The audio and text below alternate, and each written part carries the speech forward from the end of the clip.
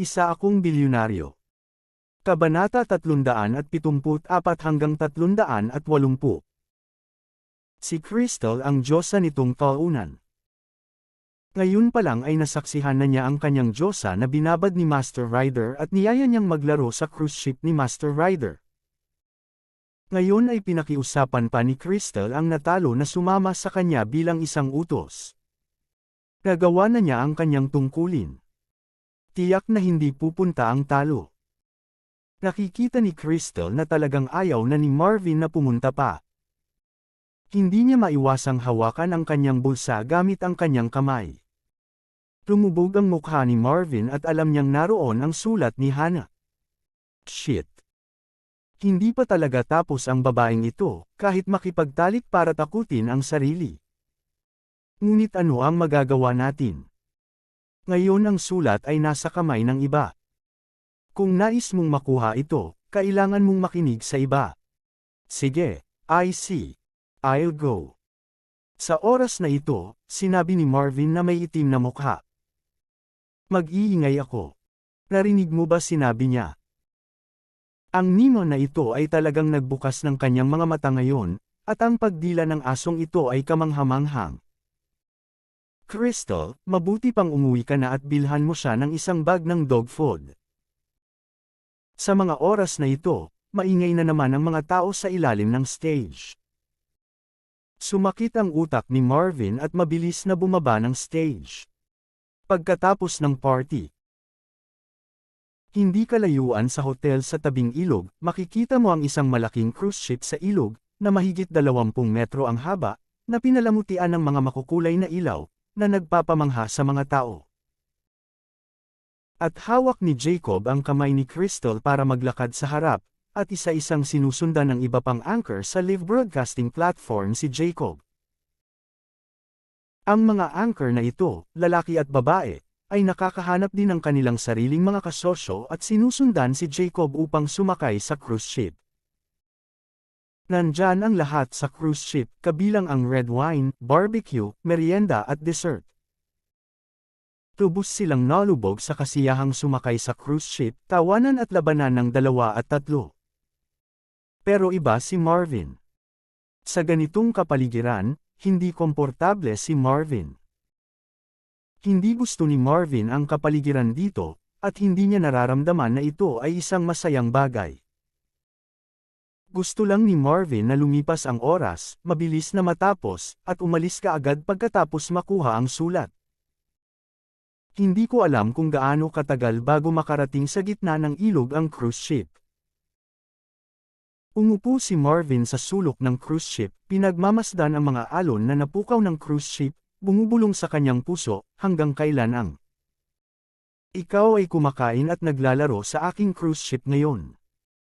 Magkakaroon ng mas magagandang bagay mamaya. Ihaharap ko sila sa iyo. Tuwang-tuwang sabi ni Jacob. Sa mga salitang ito, niyakap ni Jacob si Crystal at hinalikan ang kanyang mukha.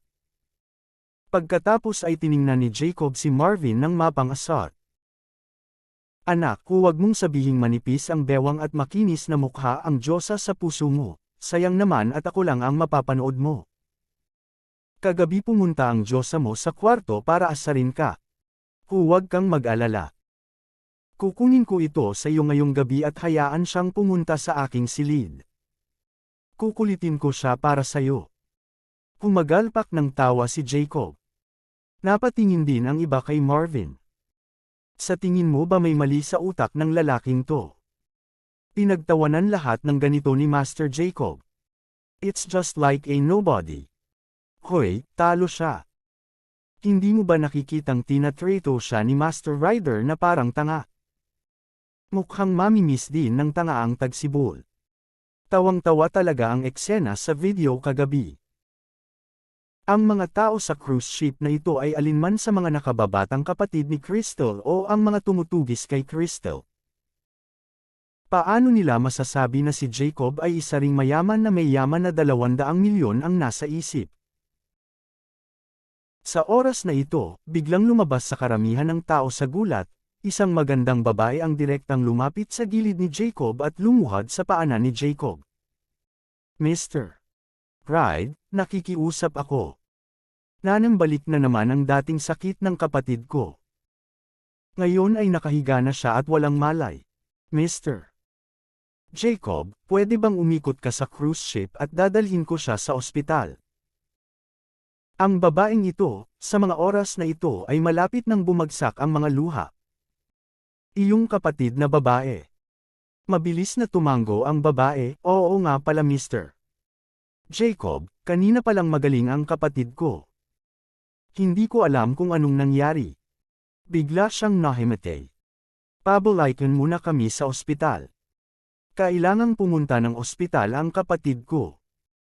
Pumunta ka sa cruise ko kapag may sakit ka.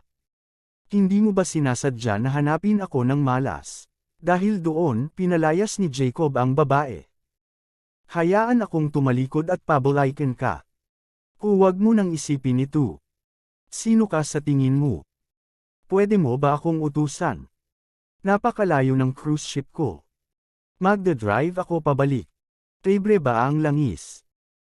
Nag-cruise party ako ng husto para mapuko ninyo ito para sa akin. May sakit ako.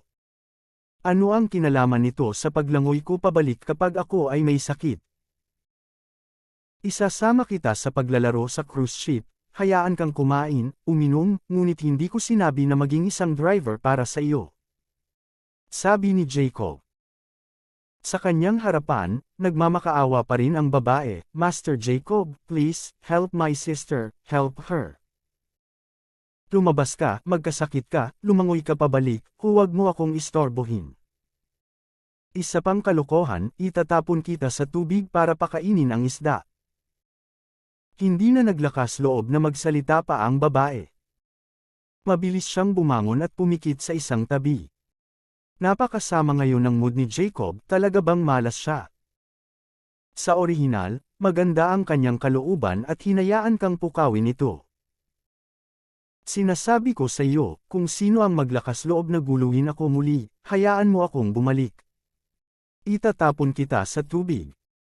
Hayaan kang kumain, uminom at maglaro sa aking cruise ship, huwag maging mangmang. I tell you, for this cruise party, matagal ko nang pinaghandaan. Dadalhin kita sa Venslan para makita ang Furry Works mamaya. I'm sure hindi mo pa sila nakita sa buhay mo. Matapos marinig ang mga salita ni Jacob, medyo tahimik ang cruise ship. Ilang sandali, pinatahimik ni Jacob ang malalaking tao, ngunit ang ilang mga tao ay tumawa, na parang inaabangan ang mga paputok sa Vensland. Labis na hindi komportable si Marvin nang makita niya ang eksenang ito. Tao pa rin ba si Jacob? Anong sinasabi niya? Nakakalungkot na ang mga ganyang tao ay hinahanap pa rin ng napakaraming tao. Anyway, nandito na lahat, at hindi na ako makakabalik ngayon, kaya maghihintay na lang ako. Pagkatapos ng party ng isang tao, ako ay ganap na malaya, at maaari akong pumunta sa sulat. Sa oras na ito, biglang tumunog ang telepono ni Marvin. Kinuha ni Marvin ang telepono para tingnan kung si Tito Albert yun. Matapos maikonekta ang telepono, lumabas sa telepono ang boses ni Tito Albert, Master Cruz. Parang napakabigat ng tono ni Uncle Albert. Anong nangyari kay Tio Albert? Master Cruz, nalaman na ngayon ang dahilan ng pagkamatay ng nanay ni Miss Joanna. Sabi ni Uncle Albert. Ano ba talaga? Nagulat si Marvin. Noong panahong iyon. Namatay ang nanay ni Joanna sa ospital, ngunit ang kanyang bangkay ay kinuha ng pamilya ni Shen Fei, dahil naisip ni Marvin na sobrang kakaiba na biglang namatay ang ina ni Joanna. Noon, narinig din ni Marvin mula sa iyo manrong na napakabuti pa ng katawan ng kanyang ina. Bakit nabigo ang pagliligtas? Dahil dito, gustong malaman ni Marvin kung ano ang naging dahilan ng pagkabigo sa pagsadyap. Master Cruz, napakakomplikado ng bagay na ito. Kailangan mong pumunta ng personal sa Isla Garden. Sabi ni Uncle Albert. Okay, nakikita ko. Pupunta ako dyan. Tapos si Marvin at ibinaba ang telepono.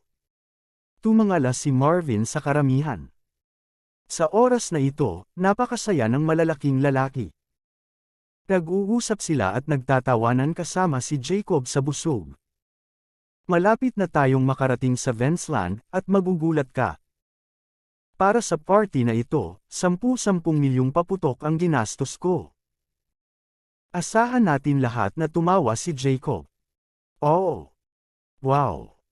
Kahanga-hanga si Jacob. I'm really looking forward to it. Gusto ko talagang makita kung fireworks ni Jacob para sa atin. Tuwang-tuwa ang lahat sa paligid ni Jacob. Sa sandaling ito, isang boses ang lumabas. Bumalik ka agad. Babalik ako. Hindi man malaki ang boses, sapat na para marinig ito ng lahat ng naruroon.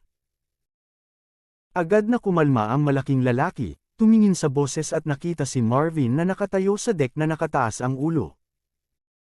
Sinabi ni Jacob na walang sinuman ang pinapayagang bumaba sa barko.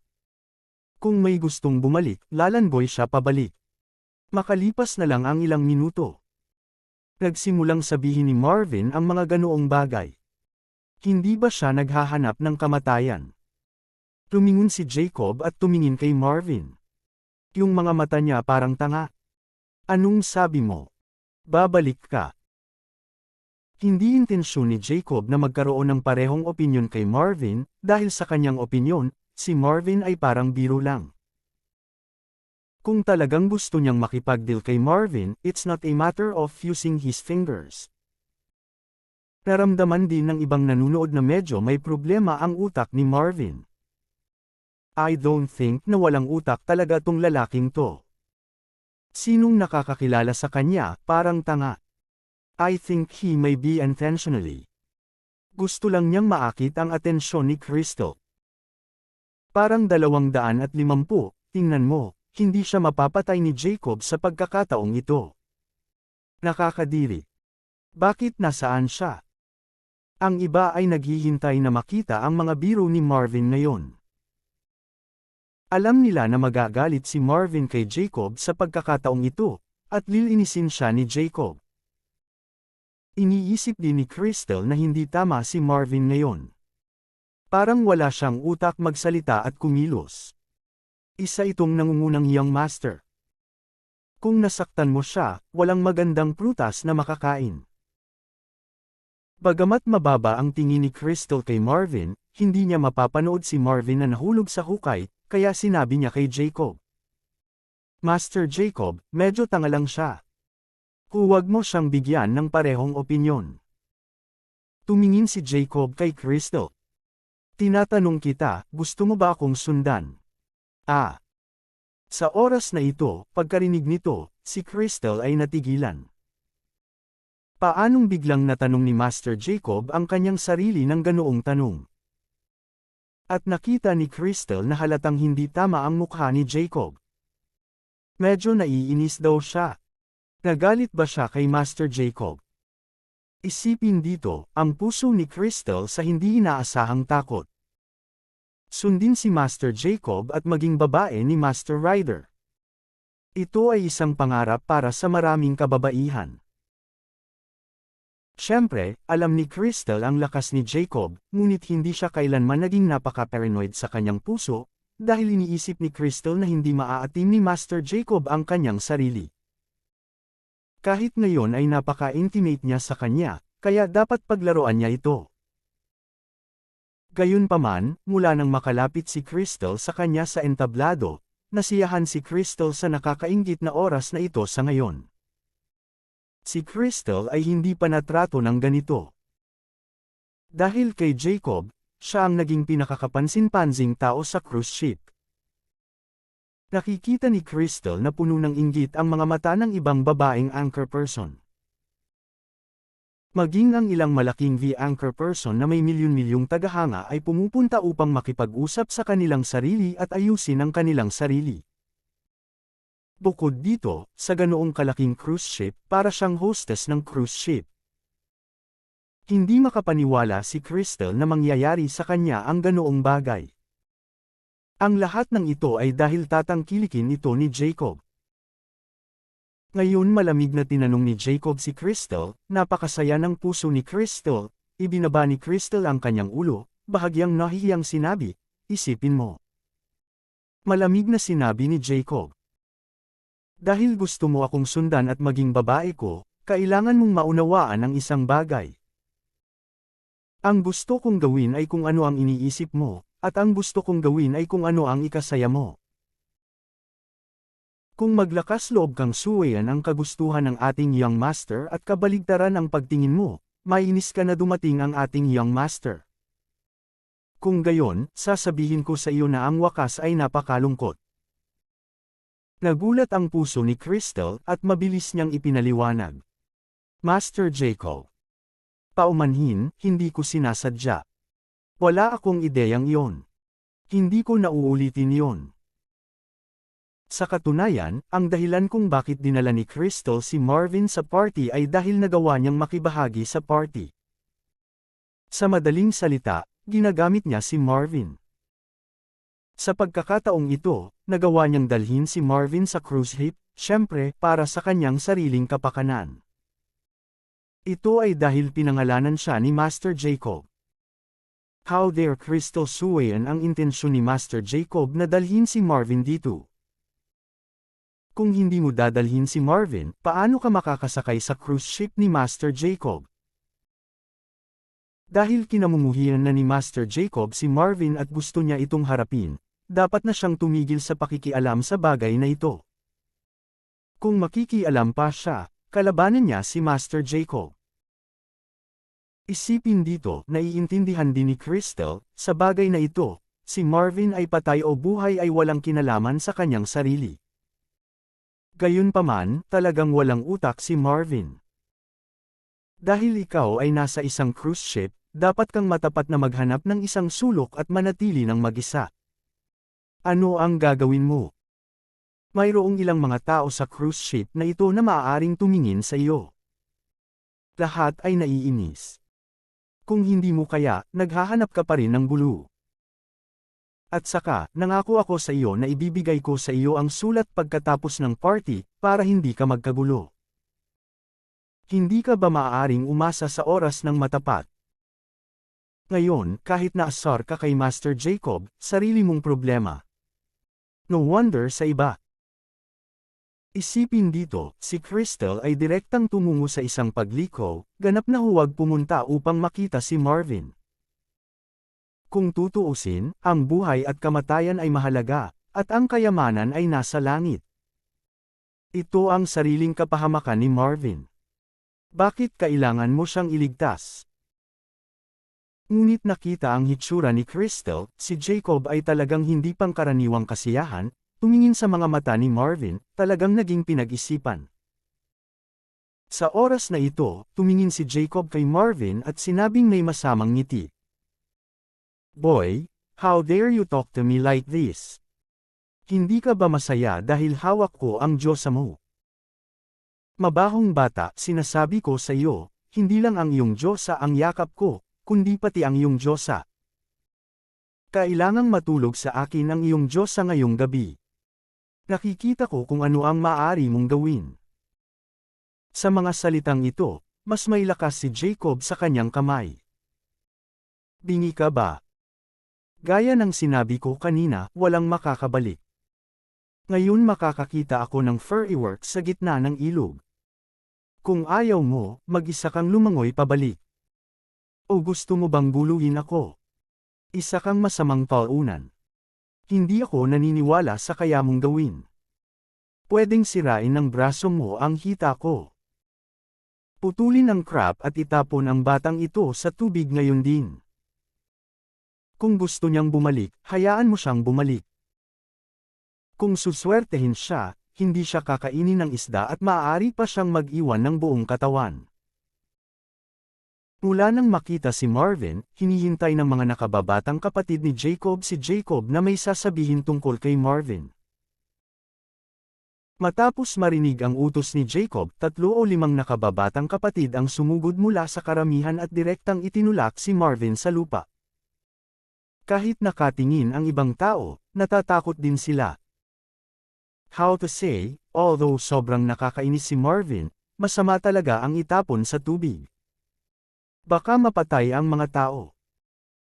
Sa oras na iyon, natatakot ako na ang mga tao sa gulong ng kalayaan ay hindi makakawala dito. Kung iisipin ito, napakakomplikado ng mga ekspresyon ng mga tao. Sandali lang. Well, dahil ayaw mo akong pabalikan, may susando sa akin. Nang makita ito, mahinahong sinabi ni Marvin. Nang marinig niya ang mga salita ni Marvin, hindi makapaniwala si Jacob sa kanyang narinig. Anong pinagsasabi mo? May datating na ba para sunduin ka? Oo, tumango si Marvin. Biglang humagalpak ng tawa si Jacob, itong kawawang talunan, sinabi pa niyang may darating para sunduin siya. Sige, sige, sige, sige, okay. Lumaban ka ngayon. Gusto kong makita kung sino ang susando sa'yo. Pagkatapos ay lumingon si Jacob at tumingin sa mga tao sa cruise ship. Sinasabi ko sa inyo, nabati ko na ang ilog na ito, at tanging ang cruise ship ko lang ang makakadaan. Kung gusto mo talagang may sumando sa'yo, imposible unless lumilipad ka. Kung gusto mong manggaling sa ilog, talagang imposible. Sinabi pa nitong talunan na may darating na susando sa kanya. Sobrang nakakatawa. May humagalpak na tawa. Iyan ay kawili-wili. Loser, kailangan mong magpalipad ng helicopter sa kaibigan mo para sunduin ka.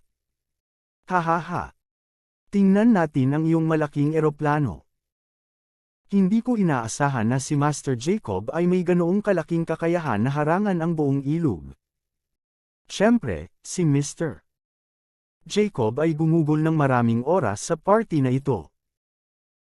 Ang makakita ng 10-10 milyong paputok sa gitna ng ilog ay maaaring maging abot kaya para sa mga ordinaryong tao. Sa oras na ito, inilabas na ni Marvin ang kanyang cellphone at nagsimulang tumawag sa telepono. Tingnan mo ang talunan, kinuha talaga yung cellphone niya. Talagang modo. Mamaya, kapag dumating na ang mga taong makakasalubong niya, baka itapon sila ni Master Jacob sa ilog para aipakin sa mga isda. Wala sa mode si Marvin na bigyang pansin ang grupong ito ng mga tao. Direkta niyang tinawagan si Matt. Sa lakas ng kanyang pamilya, madali siya makapunta kahit saan, lalo na rito. Nag-aalala lang si Marvin sa dahilan ng pagkamatay ng ina ni Joanna. Kung tutuusin, naramdaman ni Marvin na hindi pangkaraniwan ang pagkamatay ng ina ni Joanna noong panahong iyon, kaya hiniling niya sa pamilya na kunin ang bangkay. Napakatagal bago niya nalaman ang dahilan. Ipinapakita lamang nito na talagang komplikado ang usapin. Kung tutuusin, ang autopsy technician sa aking pamilya ay dapat na napakahusay. Kahit nasa ilalim ng ganoong mga pangyayari, ito ay tumagal ng napakatagal. Sa tingin ko ang sanhi ng kamatayan ay ganap na hindi simple. Hindi ko alam kung anong nangyari sa nanay ni Joanna.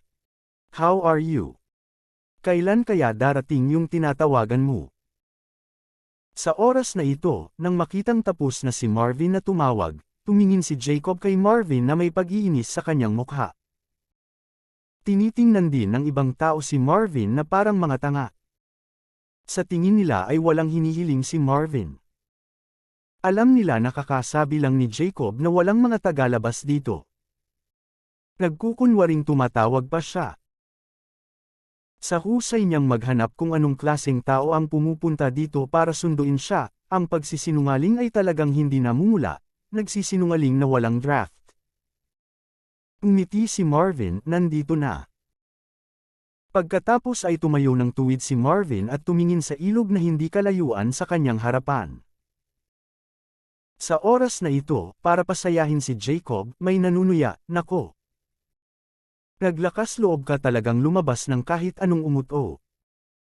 Narinig mo bang sinabi ni Master Jacob na ang cruise ship na ito lang ang makapasok sa buong ilog?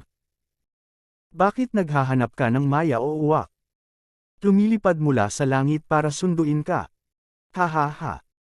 Biglang napatigil ang lalaki sabay ngiti. Tumingin siya sa ilog sa hindi kalayuan at nauuto, ito. May paparating na bangka. Eto na may sumigaw. Lahat ay tumingin sa kanyang linya ng paningin, at sigurado, may isang anino na paparating patungo sa cruise ship sa hindi kalayuan. Damn it! Anong bangka? Paano kaya ito?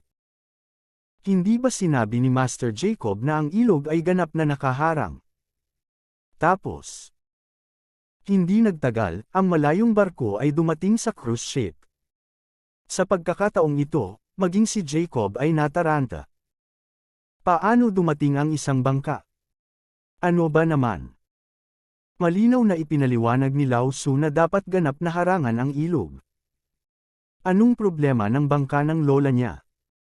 Well, pinapasok ko talaga itong pag-asang anak na ta. Tingnan mo kung paano ka makitungo. Kinagat ni Jacob ang kanyang mga ngipin at sinabing, sige, dahil handa kang pumunta rito, maaari kang mag-iwan ng isa para sa akin. Ngayon ay hahayaan ko kayong ipakain sa mga isda sa ilog. Inihayag din ni Jacob ang isang bakas ng kasamaan sa kanyang mga mata nang tumingin siya kay Marvin. Sa katunayan, gulat na gulat din si Crystal. Si Marvin ba talaga ang tumawag sa barkong ito? Imposible naman. Alam ko kung anong klaseng tao si Marvin at kung anong klaseng background meron siya. Kung tutuusin, kaklase niya si Marvin na 4 na taon na niyang nakasama sa unibersidad. Si Marvin ay naging talunan sa loob ng 4 na taon. Paano siya magkakaroon ng ganoong kakayahan? Kapag ganap na hinarangan ni Master Jacob ang ilog, paano niya matatawag ang isang tao?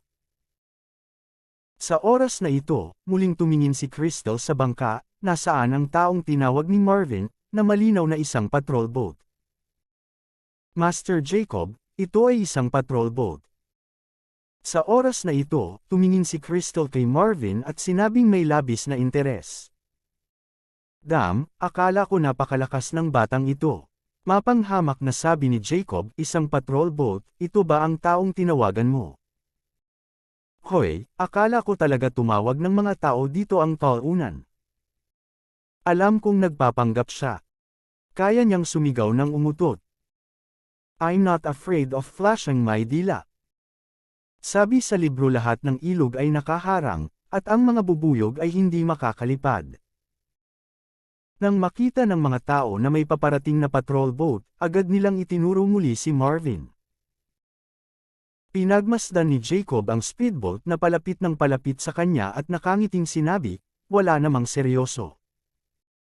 Malamang lumapit sa akin ang patrol boat na ito. Baka may isusumbong sa akin. Hindi ito nakikialam sa iyo. Patuloy kang naglalaro at kumakain, at kung paano maglaro at kung paano maglaro. Habang nagsasalita si Jacob, ang mga tao sa patrol boat ay dumating na sa cruise ship. Nang makita siya, sunod-sunod silang gumawa ng paraan. Dahil alam na ng mga taong ito na ang mga taong sakay ng patrol boat ay naririto upang iulat ang balita kay Master Jacob naturally, hindi sila maglakas loob na mag-antala. Tumingin si Jacob sa mga taong ito, isang masayang tingin, na naglalakad sa harap ng taong namamahala sa bahagi ng ilog na ito, si Mateo. Noon pa man ay binalak ni Jacob na bisitahin ang ilog ngayon, nakipag-ayos na siya kay Mateo. Ibig sabihin, alam na ni Matt ang lahat ng ginawa ni Jacob ngayon. Bukod dito, sinabi rin ni Jacob kay Mateo na dapat niyang harangan ang ilog, at walang ibang barko maliban sa sarili niyang cruise ship ang pinayagang pumasok. Kaya ngayon nang makita ni Jacob si Matt, mayroon siyang ilang pagdududa sa kanyang puso. Ayon sa katotohanan, kailangan lamang ni Mateo na maupo sa opisina at ipadala ang kanyang mga nasasakupan upang magpatrolya. Pero bakit siya dumating ng personal ngayon?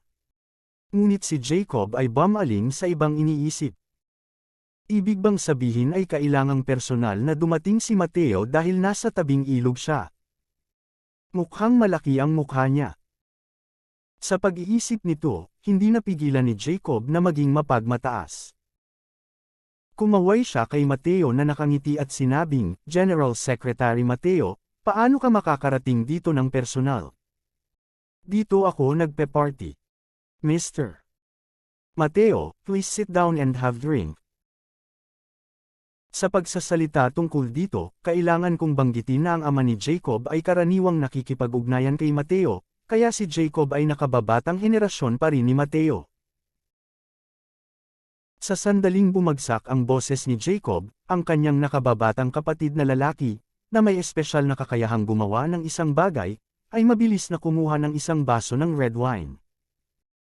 Lumapit siya sa tabi ni Mateo at sinabing, "Pangkalahatang kalihim Mateo, pakiusap."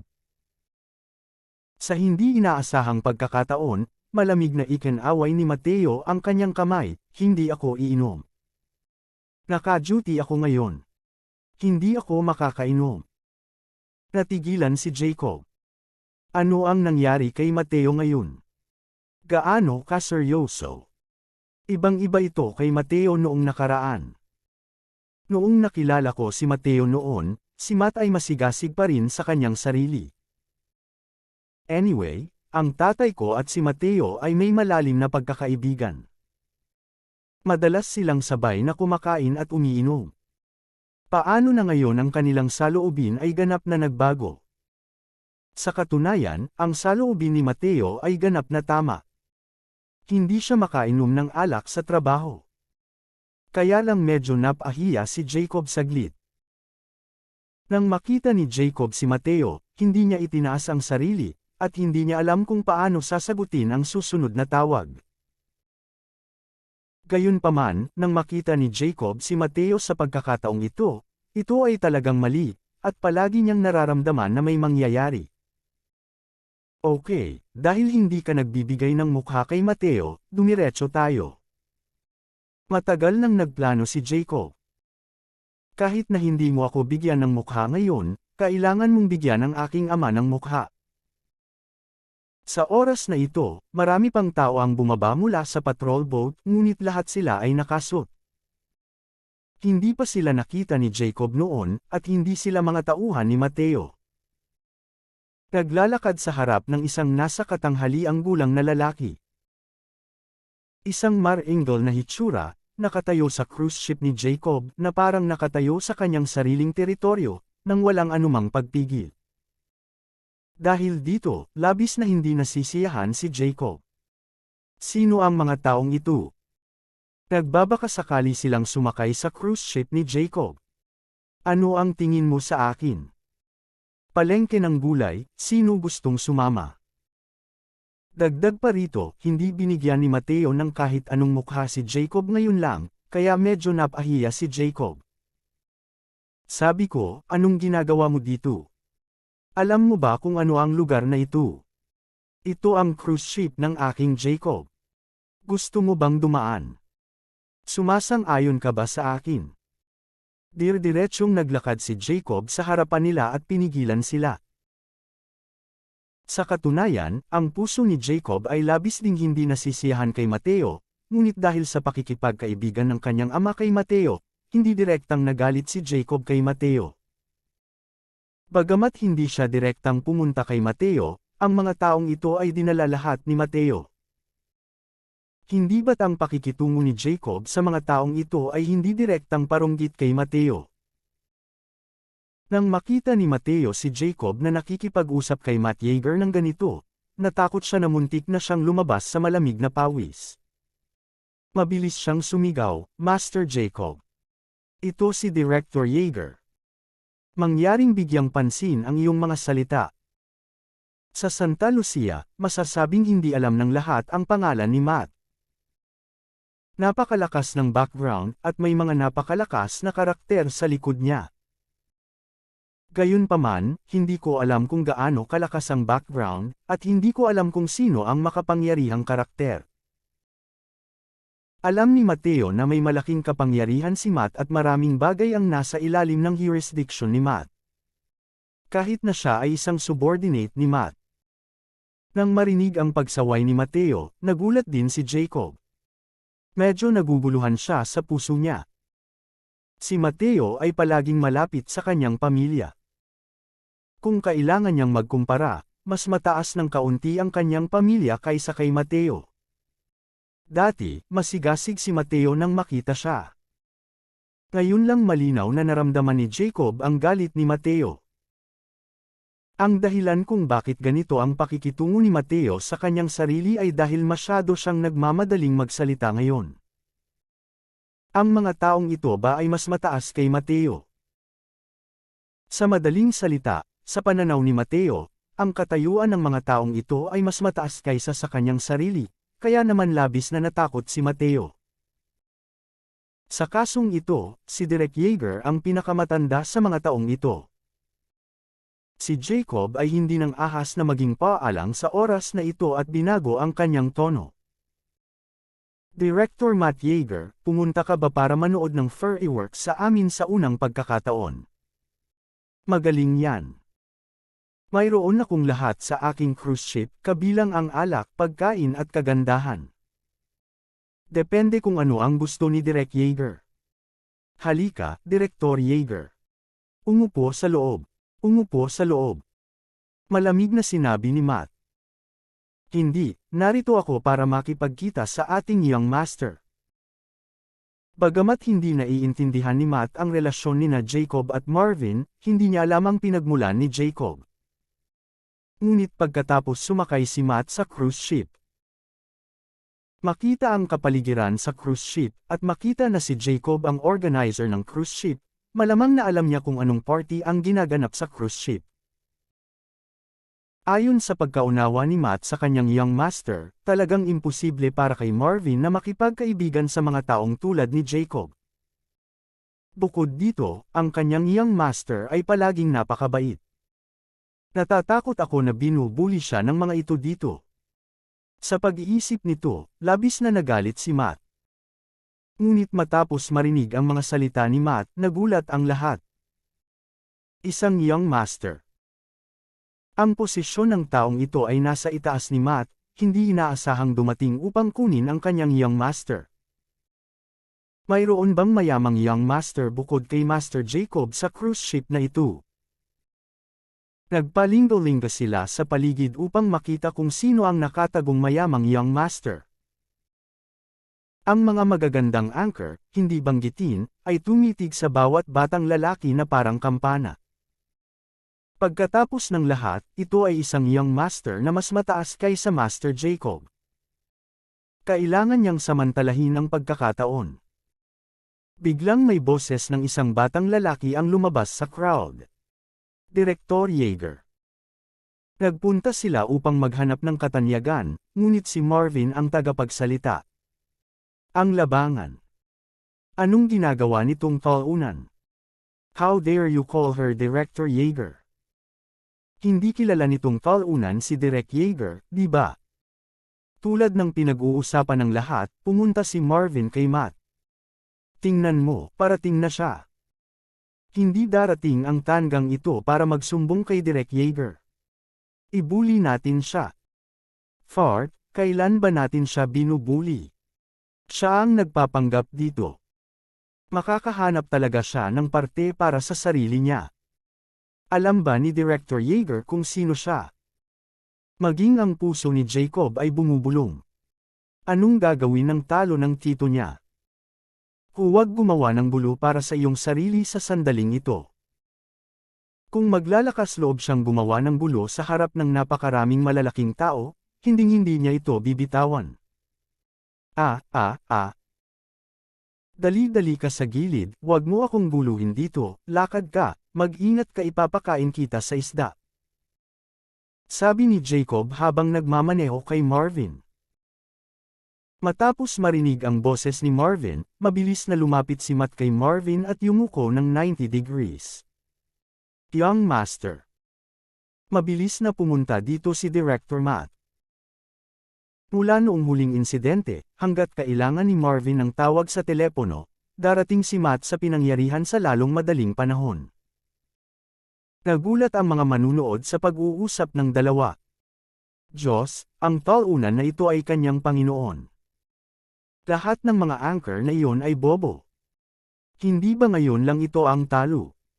Paano siya naging young master? Si Jacob ay nalilito din. Tumayo si Jacob sa parehong lugar, nakatingin sa bibig ni Marvin, hindi. Ito. Nang makita ni Matt si Jacob, ganoon din ang pakikitungo niya sa kanyang young master. Agad na lumubog ang kanyang mukha at malamig niyang sinabi. Pangkalahatang kalihim Mateo Spade, mangyaring bigyan ako ng isang kasiyasyang tugon sa bagay na ito. Sa katunayan, hindi inaasahan ni Mateo na ang ordinaryong binatang ito ay ang young master ni Matt. Ngayon lang paano pinakitunguhan ni Jacob ang binatang ito. Nakita naming lahat na nagbanta si Jacob na itatapon ang young master sa ilog para pakainin ang isda. Hindi ito paraan para patayin ang sarili. Para sa paliwanag ni Matt, tiyak na naunawaan ni Mateo ang ibig sabihin nito. Alam ni Mateo na sa Santa Lucia, ang mga salita ni Matt ay maaaring manginig sa buong Santa Lucia. Hindi alam ni Mateo kung gaano katibay ang background sa likod ng gayong makapangyarihang tao. Kaya anong uri ng pagkakakilanlan ang binatang ito na tinawag na young master ni Matt? Gaano dapat kataas ang katayuan? Siyempre, alam ni Mateo na nakikipagkaibigan siya sa pamilya ni Jacob, ngunit sa huling pagsusuri, maaaring uminom at kumain si Mateo kasama ng ama ni Jacob. Kung gayon, walang malaking pagkakaiba sa katayuan. Ngunit para kay Matt na nasa harapan niya, narinig lang ni Mateo ang kanyang pangalan, ngunit hindi siya nakita. Ngayon din ang unang pagkakataon na nakita siya ni Mateo. Sinabi na ni Matt saan siya makakagawa ng sarili niyang pagpili. Direktang kumaway si Mateo, take away. Sa sandaling bumaba ang boses, dalawang lalaking nakauniporme ang sumugod at idiniin si Jacob sa lupa. Ang mga kamay ni Jacob ay mahigpit na hinawakan sa likod niya. Pagkatapos ay naglabas ng posos ang isa sa kanila at pinusasan si Jacob. Sa ganitong paraan, ang babaeng anchor person sa cruise ship ay nataranta at namumutla. Huwag tumingin sa mga taong ito, karaniwang isang hitsura ng hindi pangkaraniwang, makatagpo ng ganoong bagay, sila ay tulad ng isang pagong. Sa kanilang mga puso, si Jacob ay parang isang hari. Ngayon ang kanilang hari ay nakaposos at inaresto. Kakaiba na ang mga taong ito ay hindi nagpapanik. Galit na galit si Jacob. Naglakas loob pa siyang gantimpalaan ang sarili sa harap ng napakaraming tao. Paano ako magiging lalaki sa hinaharap? Kung ito ay kumalat para malaman, hindi ito matatawa ng malalaking ngipin. General Secretary Spade, bakit mo ako inaresto? May nagawa akong mali. Ano sa palagay mo na nilabag ko ang batas? Sigaw ni Jacob. Hindi sinasadyang nasulyapan ni Jacob ang mga anchor sa cruise ship. Ang mga babaeng ito ay isa-isang nakatingin sa kanilang mga sarili. Talagang pinahiya at galit si Jacob. Ang mga taong ito ay kadalasang sarili nilang mga asong dumidila.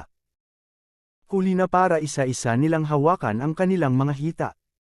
Ngayon, pinapapangit mo ang sarili mo sa harap nila.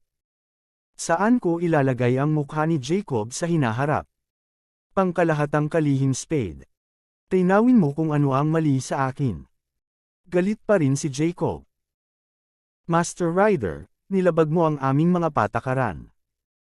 Mangyaring sumama sa amin ng matapat. Malamig na sabi ni Mateo. Ngunit si Jacob ay hindi gustong bigyan ng mukha si Mateo sa oras na ito, kaya siya ay sumigaw ng diretso. Utut. Alin sa mga foul ko? Gusto kong lumangoy sa ilog ngayon. Hindi ka ba sumasang-ayon sa akin? Nang marinig ito, nanlambot ang mga binti ni Mateo. Tiningnan niya si Matt ng subconscious at nalaman niyang hindi tumitingin si Matt sa kanyang sarili. Mabilis na napag-alita ni Mateo kalokohan. Huwag kang magsalita ng kalokohan dito, hindi kita inaprubahan. Isa kang pribadong cruise ship. Hindi ka pinapayagang pumasok sa lugar ng ilog. Kung gusto mong pumasok dito, kailangan mo ng pass. May pass ka ba? Hayat pa rito, ang ganitong uri ng pribadong partido ay ipinagbabawal na sakupin ang mga pampublikong mapagkukunan. Malubhang naapektuhan mo ang batas ng lungsod. Ngayon ay maaari na kitang kunin. Sa pagkakataong ito, hindi nakaimik si Jacob. Oo, totoo ang sinabi ni Mateo. Noong nakaraan, sasabihin ni Jacob kay Mateo kapag siya ay naglilibot sa ilog. Gayunpaman, hindi pinayagan ni Mateo si Jacob ayon sa pamamaraan para mag-apply para sa pass, at ibinigay kay Jacob ang pass. Ngunit ngayon, iniisip ni Jacob na sasang-ayon pa rin si Mateo sa kanyang email tulad ng dati, kaya hindi niya ito iniulat kay Mateo. Hindi man siya mag-hello in advance, papayagan niyang makapasok ang cruise ship niya sa river area noon. Bilang isang resulta, ngayon ay gamitin ang pangungusap na ito upang patunayan ang iyong sarili. Ngayon, talagang puno ng pait si Jacob. Kahit anong sabihin niya ay hindi niya ito pinapansin. Ang panuntunan ay hindi siya sumusunod sa panuntunan, kaya maaari lamang niyang mabali ang kanyang mga ngipin at malunok. Hindi, kailangan kong sabihin sa aking ama ang tungkol sa mga bagay na ito. Kung darating ang aking ama upang iligtas ako, ililigtas niya ako. Sa oras na ito, gusto pa rin ni Jacob na gawin ang huling pakikibaka. Master Ryder, mangyaring makatiyak na ipapaalam namin sa pamilya Ryder ang bagay na ito. Malapit nang matanggap ng pamilyang Ryder ang aming mga nakasulat na dokumento. Sa oras na ito, tinitigan din ni Mateo si Jacob at sinabing nasaktan niya ang pamilya Ryder. Kung alam ni Jacob ang mga kasalukuyang pangyayari, maaaring mailabas niya siya sa oras na iyon, ngunit naglakas loob siyang kaladkarin ang sarili sa tubig, si Mateo, kung hindi siya vegetarian. Pagkatapos ay lumapit si Mateo sa tabi ni Marvin at Yumuko, Master Cruz, sa tingin mo okay lang ito? Kung ano ang gusto niya, mahinang sabi ni Marvin. Huwag mo siyang hayaan. Gaano man kalakas ang pamilyang Ryder, imposibleng makipagkumpetensya sa pamilyang Cruz. Dahil gusto niyang iligtas siya ng kanyang ama, hayaan ang kanyang ama na mag-isip ng paraan upang makita kung may kakayahan ang kanyang ama na iligtas siya. Pagkatapos ay kumaway si Mateo, at direktang pinindot ng dalawang lalaki si Jacob para umalis. Sa sandaling umalis si Jacob, ang buong cruise ship ay biglang tumahimik, at ang lahat ng mga tao ay hindi nang ahas na huminga. Sa ngayon, gulat na gulat pa rin ang mga nanlilibak kay Marvin, sa takot na si Marvin mismo ang gagawa nito sa susunod na segundo. Ang mga taong ito ay masyadong matalino, isa-isa na mababa ang ulo ay nakalaylay, lumiliit sa sulok, tahimik, kahit na makita si Marvin ay hindi rin manggahas. Pagkatapos ay nagsimulang bumalik ang cruise ship. Ang nakita ni Marvin ay halos tapos na, at wala na si Jacob. Ano pa ang mayroon sa pagdaraos ng cruise party na ito? Siyempre, tapos na para makahingi ako ng sulat kay Crystal. Lumapit si Marvin kay Crystal at sinabing, Crystal, tapos na ang party. Ngayon ay walang party at hindi na ito maisa sa katuparan. Dapat mo bang ibigay sa akin ang aking sulat? Si Crystal ay tumingin kay Marvin nang may takot. Tumingin siya kay Marvin na papalapit sa kanya at hindi niya narinig ang sinasabi ni Marvin. Sa oras na ito, talagang hindi makapaniwala si Crystal na si Marvin ay isang mayamang young master, at mas mataas pa ang status niya kaysa kay Jacob Young Master, na nag-recharge ng $200 milyong. Anong problema? 4 na taon na kaming magkaklase ni Marvin. Si Marvin ay palaging taunan. Paano siya naging mayaman na Young Master? Hindi rin tanga si Crystal. Mula sa simula hanggang sa wakas, nakikita ni Crystal ang pag-uusap at ang ekspresyon ng mga taong ito. Maaaring mag-recharge si Jacob ng $200 milyong nang walang pag-aalinlangan, o hayaan ang kanyang pribadong cruise ship na pumasok sa ilog ng walang pag-aalinlangan. Maari nang alisin ni Mateo si Jacob ngayon, ngunit siya ay lubos na gumagalang kay Matt, na nagpapakita na ang posisyon ni Matt ay halatang nakahihigit kay Mateo. Si Matt Yeager ay lubos na gumagalang kay Marvin, tinawag siyang Young Master. Paano si Marvin? Anong uri ng pagkakakilanlan si Marvin? Anong klaseng background meron siya? Wala akong alam tungkol sa 4 na taon ng Marvin sa university. Bago yun, nakita ko si Marvin sa Moonlight Mansion, may villa ba si Marvin doon? At ako. At pumunta ako sa Star Garden para umupo ng bahay. Minsan ay natawa ako at ininsulto si Marvin. Lahat ito. Marvin. Ako. Oo, pasensya na, bulong ni Crystal. Si Marvin ay tumitingin kay Crystal na may kainahinala. Umiling-iling ang kanyang ulo at direktang sinabi. Aking liham. Sa oras na ito, takot na takot din ang puso ni Crystal, hindi niya akalain na si Marvin ay isang napakataas na young master, at ang kanyang saloobin kay Marvin ay ganoon din noon. Kung sakaling galit si Marvin ngayon at ikwento ang kanyang sarili, hindi ito parang naglalaro. Saan kaya siya magkakaroon ng magandang buhay? Noong nakaraan, kinukutsa niya si Marvin at sinigawan siya. Lahat ng eksena ay lumabas sa isip ni Crystal. Habang iniisip niya yon, mas lalo siyang natakot, at hindi niya maiwasang manginig. Nakikita ni Marvin kung paano mag-isip si Crystal, hindi mo na kailangang mag-isip masyado. Gusto ko lang ibalik ang sulat. Nang marinig ito, inilabas ni Crystal ang liham mula sa kanyang bulsa at ibinigay ito kay Marvin. Matapos matanggap ang sulat, tiningnan ni Marvin si Crystal at mahinang sinabi. Ang pagiging anchor ay isang stopgap measure lamang. Hindi mo ito maaaring kainin bilang pagkain. Payo ko sa iyo na huwag magkaroon ng ganoong pantasya. Ngayon ay makikita mo na kung ano ang mga tinatawag na malalaking kapatid at lokal na tirano. Kung patuloy kang naririto, sa malaot madali ay pagsisisihan mo ito. Sa totoo lang, medyo nagsisi ako. Bakit ko ibinuhos ang mga reg along iyon para sa iyo noong panahong iyon? Sa oras na ito, nang marinig ang mga salita ni Marvin, natural na hindi nang ahas si Crystal na pabulaanan ang anuman, ngunit nang marinig niya ang huling mga salita ni Marvin, medyo nabigla siya at bumulong kay Marvin. Nakita mo ba ang live broadcast ko? Sa pag-iisip nito, hindi mapigilan ni Crystal na maging excited. Gusto rin ba ni Marvin ang kanyang sarili? Bakit pa niya bibigyan ng regalo ang kanyang live broadcast? Nang makita ni Marvin ang hitsura ni Crystal, tumawa siya at sinabi sa kanya. Naaalala mo ba na minsan ay nagkaroon ng live broadcast si Hannah?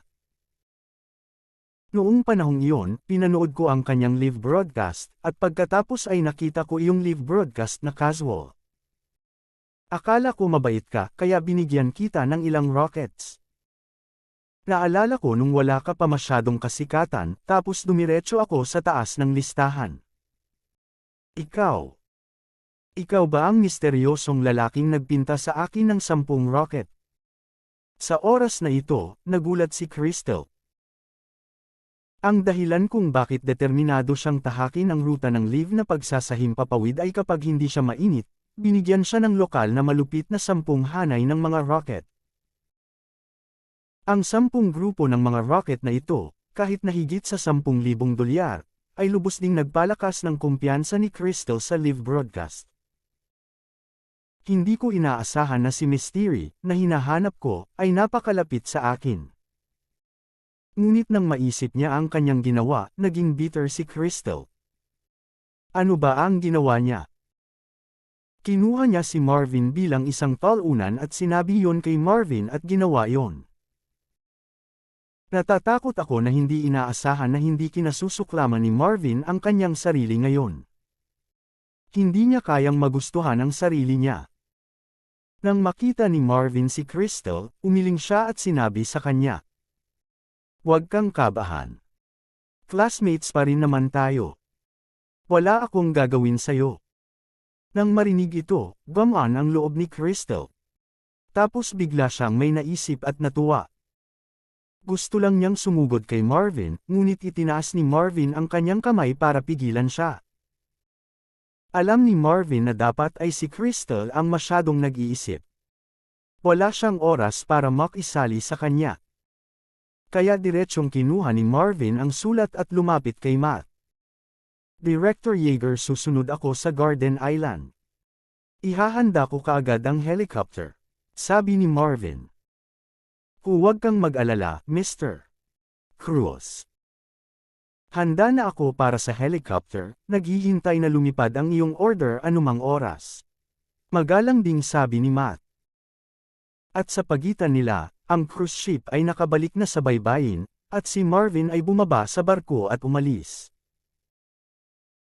Nang makita ang likod ni Marvin, ang mga babae sa yate ay nagkatinginan, ngunit sa oras na ito, nakarinig sila ng dagandong, at isang bagso ng hangin ang umiihip sa gilid na ito.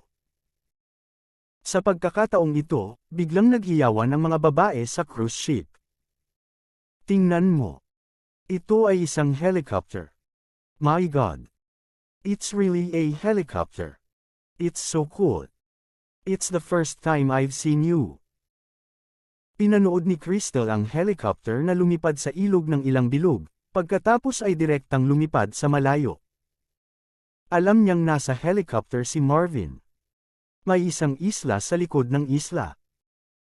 Hindi kalakihan ang lugar ng isla pero napakaganda ng tanawin. May napakalaking gusali sa gitna ng isla. Pagkarating ng helicopter sa gusali, diretso itong lumapag sa landing platform sa bubong ng gusali, at bumaba si Marvin sa helicopter. Master Cruz. Maraming tao ang matagal nang naghihintay sa bubong. Pagkababa ni Marvin, nakita niya si Albert. Kahit na si Tito Albert ay halos 60 taong gulang, siya ay nagliliwanag at puno ng lakas. Tio Albert. Mabilis na lumapit si Marvin. Tito Albert, maangin ang gusali, kaya hindi mo na ako kailangang hintayin dito. Lubos na nirerespeto ni Marvin si Tito Albert. Siya ay isang matandang lalaki sa pamilya ni Cruz, at si Marvin ay palaging inaalagaan ni Uncle Albert, kaya mas malalim ang relasyon ni Marvin at Tito Albert. Hinawakan ni Albert ang kamay ni Marvin at nakangiting sinabi. Pangatlong young master, mukhang mas matangkad ka ng kaunti kaysa dati pagkatapos ng mahabang panahon na wala. Nang makita ang emosyon ni Tito Albert, ang mga mata ni Marvin ay namula ng walang malay. Tito Albert, kumusta ka kamakailan? Salamat sa young master, okay na ang lahat. Dahil doon, lumingon si Tito Albert para ipakilala si Marvin. Young master, ito si Master Creed. Dahil ito ang unang pagbisita ni Marvin sa isla ng Garden, ang mga taong ito na ipinakilala ni Uncle Albert ay hindi pa nakikita ni Marvin. Hindi na kailangang sabihin, ang Garden Island ay tila industriya ng pamilya Cruz. Ang pangunahing tungkulin ng islang ito ay ang pag-aaral ng droga. Maraming mga bihirang halaman sa Garden Island, kaya madaling kumuha ng mga gamot mula sa kanila.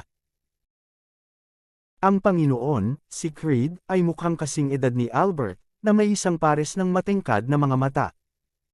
Maharlika pa rin siyang nakatayo doon. Lumapit si Nelson at nagsabi, "Kumusta, pangatlong young master?" Tumingin si Marvin kay Nelson at may mga taong nakatayo sa likod niya. Ang mga taong ito ay mas bata pa. Si Marvin ay mukhang mga 25 o 26 na taong gulang. Lahat sila ay nakasuot ng unipormeng asul na overalls. Habang nag-uusap silang tatlo ay nakatayo sa likod ng maayos ang grupong ito ng mga tao. Bagamat hindi pa nakikilala ng mga taong ito si Marvin, alam nilang ang binata sa harapan nila ay si Mr. Cruz, ang tagapagmana ng pamilya Cruz. Nagulat sila, napakabata pa ni Mr. Cruz. Ang mga taong ito ay tumitingin kay Marvin ng may pagkamausisa at pagtataka. Sa pagpunta dito, si Marvin ay puno ng pag-iisip tungkol sa pagkamatay ni Mila, ang ina ni Joanna. Matapos makita si Nelson, nagtanong si Marvin. Master Creed, bakit namatay si Mila? Makinig kay Albert, napakakomplikado pa rin. Ano ang nangyari? Hinaplos ni Nelson ang kanyang balbas at bahagyang sumimangot. Third young master, komplikado talaga ang mga bagay-bagay. Pumasok na tayo at pag-usapan ito. Tumango si Marvin at sumunod kina Nelson at Tito Albert sa isang silid. Nakita ni Marvin si Mila na tahimik na nakahiga sa platform. Ilang buwan na ang nakalipas mula nang mangyari ang insidente, ngunit ang mga guho ng Mila ay buo pa rin, at ang buong tao ay tila tulog na. Nang makitang muli si Mila, nalungkot si Marvin, na parang may libu-libong karayom sa kanyang puso. Hindi alam ni Marvin kung paano ilarawan ang pakiramdam na ito, na para bang bumalik siya sa araw na nasa ospital si Mila. Noong araw na iyon, sa harap ni Mila, iniabot ni Mila ang kamay ni Joanna kay Marvin. Nangako si Marvin na aalagaan ka ng mabuti, ngunit ngayon ay nakabalik na si Marvin sa Mila, ngunit nag-iisa si Marvin. Ngayon ay tinitingnan ni Marvin ang katawan ni Mila, ngunit nawawala si Joanna. Pakiramdam ni Marvin ay labis na nagkasala. Tahimik na tinitingnan ni Nelson si Marvin at hindi siya iniistorbo. Bagamat hindi alam ni Nelson kung ano ang relasyon ni Marvin at Mila at kung ano ang nangyari. Ngunit mula sa ekspresyon ni Marvin, malabo niyang nararamdaman na ang relasyon ni Marvin at Mila ay talagang kakaiba. Nakatitig lang si Marvin sa katawan ni Mila at nag-isip ng matagal. Pagkatapos ay tahimik na ibinaba ni Marvin ang kanyang ulo at bumantong hininga ng mahabang panahon. Sa oras na ito, sinabi ni Nelson, Master Cruz, lahat ng data ng katawan ni Mila ay naipasok na sa computer. Mangyaring ilipat. Tahimik na tumango si Marvin at lumapit sa computer. Ang nakita niya sa screen ng computer ay isang mannequin. Oo, ang mannequin ay kay Mila. Mula sa modelong ito, kitang-kita ni Marvin ang lahat ng organ at maging ang mga daluyan ng dugo sa katawan ni Mila. Kung ito ay isang ordinaryong computer, hindi ito makakapag-imbak ng kumpletong mannequin dahil ang data na kinakailangan ng mannequin ay napakalaki, at ang ordinaryong computer ay hindi maaring umiral. Gayunpaman, iba ang computer na ito ng pamilyang Cruz. Ito ay isang supercomputer na binuo ng pamilya Cruz na may mataas na teknolohiya. Bahala na itong isang mannequin, kahit iilan pang mannequin ay pwede na. Master Creed, anong mga problema ang nahanap mo sa Mila? Ano ang dahilan kung bakit siya namatay? Sa oras na ito, hindi nakipagtalo si Marvin sa bush at direktang nagtanong kay Master Creed. Ang problemang ito ay nakatago sa isipan ni Marvin sa mahabang panahon, at hindi kailanman naiintindihan ni Marvin ang dahilan. Nang malaman ni Marvin na si Mila ay hindi ang biolohikal na ina ni Joanna, ang puso ni Marvin ay sinaksak. Si Mila pala ay isang utusan lamang, at si Joanna ang kanilang binibini. Si Mila ang nagpalaki kay Joanna mula pagkabata at nag-iisa ang lahat ng ito. Inialay ni Mila ang kanyang buong buhay sa pamilya ni Joanna. Anong uri ng walang pag-iimbot na espiritu ito at napakagandang bagay na ito. Salamat sa mga sumusubaybay.